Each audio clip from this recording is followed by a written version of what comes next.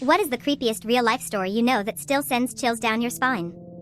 In my own personal life, my childhood best friend's alcoholic grandpa killed and dismembered his also alcoholic girlfriend. She was missing for around a year, but her family was used to her disappearing like that due to her addictions, so nobody reported her missing. Well, Grandpa died and my childhood friend was supposed to get his car that was parked about a block away from his house, but her aunt claimed it instead, and my friend was pissed and decided to call and get the car towed, being petty so her aunt wouldn't be able to get the car out without going through a lengthy process since the car was in the grandpa's name still. One of the dudes working at the tow company was friends with the aunt and knew her dad had died / it was his car, so he called her to give her a chance to get the car first.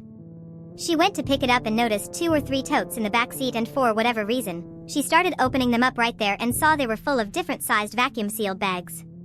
She couldn't tell what was in the bags. They were made with that material that gives like a frosted look, and could only tell that whatever was in them was all a dark color. She decided to open one of the bags and was immediately hit with an extremely foul odor, and at first she thought it was deer meat or something that had gone bad, but when she finally actually looked inside the bag, it was a human hand. She ended up calling the cops and they took all the totes away and the car, so the aunt or my friend didn't even end up with it, and nothing was ever said / done. The dude was dead.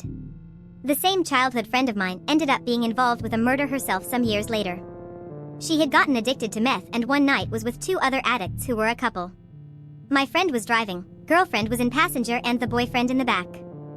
They decided they needed to rob somebody so they could get high, and when they pulled up, the dude hopped in the back seat and pretty much immediately the boyfriend tried to rob him, but the dude pulled out a gun and shot the guy in the head, then ran.